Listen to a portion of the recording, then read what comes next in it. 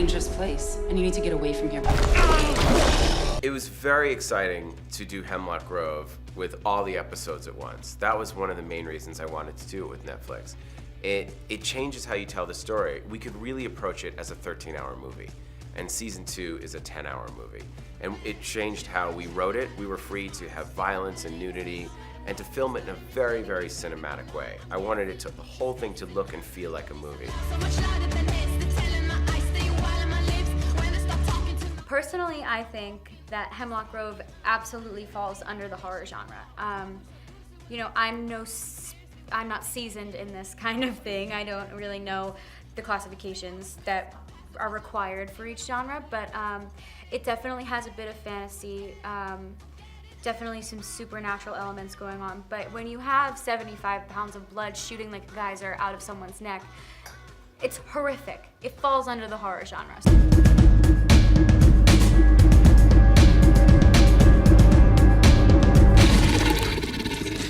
Netflix is the future. You know, we didn't want to do a show where every 10 minutes you have a commercial, or next week on Hemlock Grove, you can sit down and play it and watch all of it at once, or watch 2 hours or 3 hours. It's a show that really fits the viewing habits of today's modern viewer. Binge watching is the way that people watch television now. In fact, couples, when they're watching a show, they say, oh, we're doing House of Cards, we're doing Breaking Bad. I think Breaking Bad was the tipping point. You know, that was where, even though it was on a different network, everybody said, are you caught up? Are you caught up? And they had to start watching it, and they watched them all on Netflix. So people got really used to watching shows that way. So then they said, well, let's try Orange is the New Black, or let's try House of Cards, let's try Hemlock Grove. And they saw all the other old shows. So now there used to be a thing, if you missed a show, like if you missed Lost, season 1 or 2, you couldn't really come in season 3. But now, with Netflix, you can go back right from the beginning and catch up on absolutely everything. You don't need DVDs. There's no piracy anymore. You don't have to search for episodes. It's all right there. It's so exciting to have a show that's like this. We've never had a show in this space with a monster, with a universe, supernatural, where you can give everyone the mythology, everything at once, and they can all engage with each other all around the world.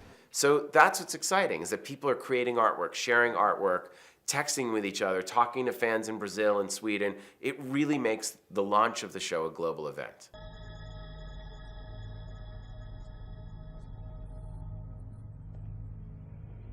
We were very lucky that Chick Egley came in. He worked for many years with James Cameron. And what Chick was able to provide was a fresh perspective. You know, I had lived with the project for 3 years, from reading the galleys of the novel, to the printing of the novel, to pitching the show. So I was so close to this particular story, but Chick just watched it in a weekend and came in as a fan. And he said, I love the show, I love what you did, but if, as a fan, this is what I want to see. And I said, okay, as a fan, this is what I want to see. And he's like, okay, that's cool. And we were able to take any ideas that I had and write them into a really, really interesting story. And he said, I want to bring in Miranda, a new love interest for Roman and Peter, and I want to have her be a graphic novelist, and wrote this incredible new character, but I wanted it to go stranger, darker, scarier. You have no right to perform your experiments on my children. There are some scenes that take a lot of preparation, such as the gorgasmic blood shooting like a geyser scene. That took a lot of preparation. All the cameras are covered in plastic bags, and everybody has to be like, we need to get this in at least 4 takes.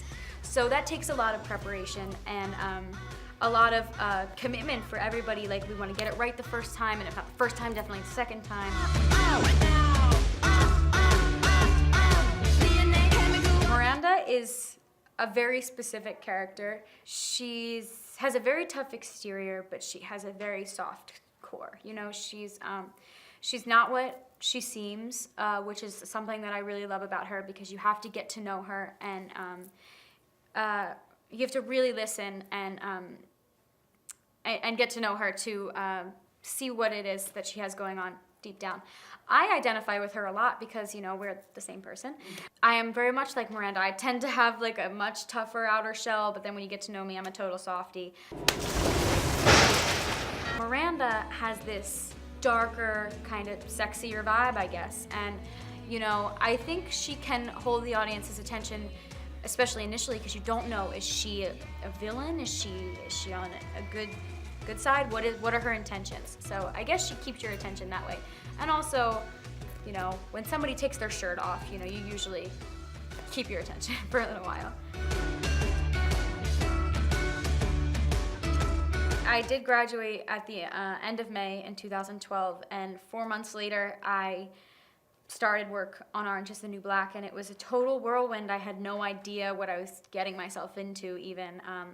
I hadn't intended to do TV, and I just got this audition, and I went for it, and it worked out. And Jenji Cohen obviously saw, I don't know, she saw something in me. Maybe it was she liked my eyebrows or something, I don't know.